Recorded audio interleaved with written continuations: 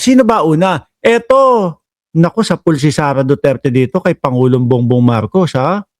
Sa pool si Sara Duterte dito kay Pangulong Bongbong Marcos, mga kababayan. Mukhang patama ito kay Vice Presidente, mga bossing. Tingnan nyo, basahin ho natin, mga kababayan. Ano sabi dito? Ang halaga ng isang tunay na pinuno, no?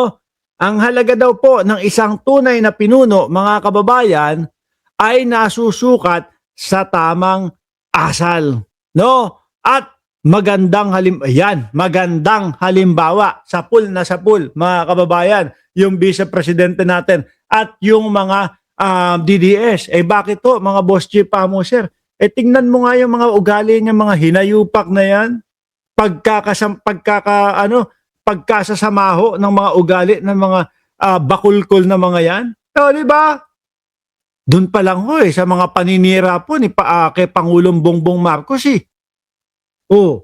Doon pa lang ho sa paninira kay Pangulong Bongbong Marcos, dapat po ba tinutularan yun? Hindi. Kung talagang ang presidente natin ay may ginawang mali o kung ang talagang presidente natin ay magnanakaw, nako, dapat ang gawin nila, humanap ng ebidensya. Hindi yung nambibintang lang ho, di ba? Ma'am Chris Rose, sila ho, puro bintang Tommy, puro bintang.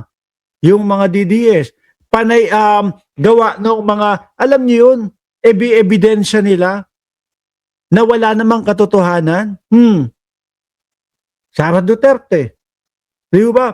Alam nyo, ang biktima, isa sa biktima ng Vice Presidente, mga kababayan, walang iba kundi yung mag-asawang Luistro Di ba? Ayun ang hindi ko talaga makakalimutan. Sigaw doon sa entablado, pumunta doon sa lugar, sa bayan ni Beatrix Luistro at sisigaw, may utang sa akin, 8 to 9 million kung hindi ako nagkakamali. Doon sa sinasabi niya, 8 to 9 million. Sinagot siya ni Beatrix Luistro. Pakilabas yung resibo. Kung totoong meron kaming utang sa inyo, wala namang naipakita. Puro ganun mga kababayan. Yun po ba? Tamang asal po ba yun? Sabi ni Ting Ortega, mema lang, Boss Mark. Talaga. May maibintang, may maisira kay Pangulong Bongbong Marcos, ano pa? May masabi lang, no? May maidahilan lang para masibak si Pangulong Bongbong Marcos. Ganyan ho sila, mga kababayan. At unang-una dyan ang umpisa niyan, mga bossing chief sir, kung sino ang pinakamataas wala pong iba, kundi ang dating Pangulong Rodrigo Duterte.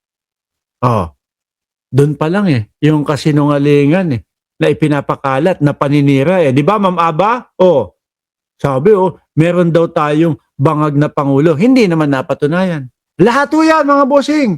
Lahat ng araw-araw na nakikita natin sa mga Duterte, sa mga DDS, puro kawalang hiyaan.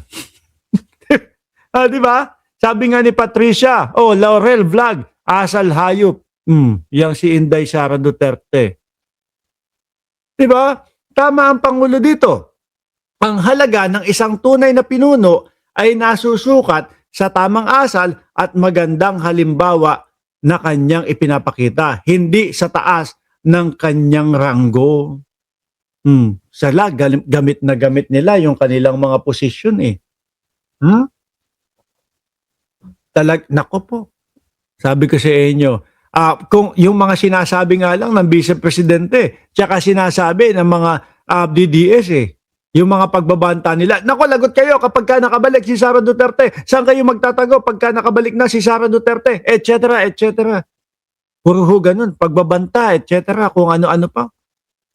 Di po ba, nahawa sa ugali ng mga DDS mga DDS sa poon nila. Saan pa ba?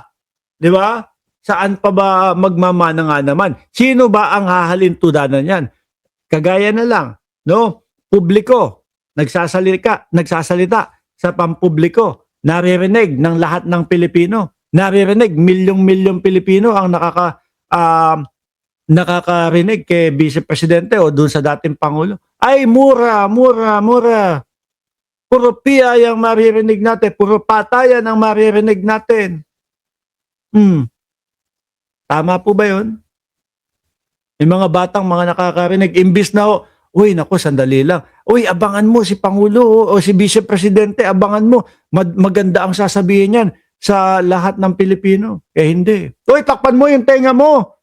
Bakit? Kasi masasagap mo yung mga sasabihin ng Vice Presidente. Hindi maganda yung mga sasabihin ng Vice Presidente. Pihado, mga magmumura, yung mga yan. Kinakabahan ka na. Di ba, Chi? Sabi ni HMBTB, mag-iisang taon na yung propaganda kay Otabs, Idol Mark. Hindi pa rin hinuhuli. Okay lang yan. No? Hindi propaganda yan. Ako'y naniniwala na totoong maaaresto yan. Ako'y naniniwala na totoong merong warrant of arrest na yan. Kaya nga nagtatago si Otabs di ba? Kaya nga hindi sumusulpot, hindi nagpapakita. Alam niya na may kahihinatnan siya. Mamaya natin, pag-uusapan ho yan. Di po ba? Dito muna sa gaspang nung mga pag-uugali nung Duterte at nung mga DDS na kanilang mga tagasunod. Biruin nyo mga DDS. Mapapansin nyo ho yan mga bossing. No? Mapapansin nyo ho yung mga DDS kapag ka nagmura. Pag nagmura ang dating Pangulong Duterte, ay naku po. Yung entablado nila, yayanig ho, mga kababayan. Talagang mabubuhayan ng loob. Diba? Sir Bench Uy at Alaga. Mabubuhayan ng loob yung mga DDS. Isang bagsak lang ng PI. Patayin ko yung ganyan Duterte! Duterte! Biglang magsisigawan na po. Buhay na po ang dugo ng mga DDS, mga kababayan. Di ba? Para nga makuha mo yung loob ng mga DDS na yan. Magmura ka lang. Kung ikaw ay kung alam mo na ang iyong lugar ay puro DDS, naku po. Kailangan ang style mo doon kapag mangangampanya. PI, ganito, puro mura lang. Panalo ka doon sa lugar na iyon. Panigurado. Di ba? Dahil, yan lang naman ho, mga kababayan No? Yan lang naman po ang naiintindihan nung mga DDS, mga bossing. Di ba? Ngayon, may bisita tayo, ipapasok natin. Hindi natin alam kung ready na. Alisin na natin to si Pangulong Bongbong Marcos. Yan ang tunay na leader, si Pangulong Bongbong Marcos. Eto, meron tayong bisita. Boss! Ayun Boss Mark! Sasama Kamusta? daw. Mukhang babiyahe ka. Si Balita at Kaalaman. Pakilala ka muna sa kanila at i-promote mo yung channel mo sa Facebook. Ayun, Balita at Kaalaman po, Facebook, TikTok, YouTube, meron din tayo. Pero madalas po sa Birahan PH, nandun po tayo, 5 PM ng hapon. Yan.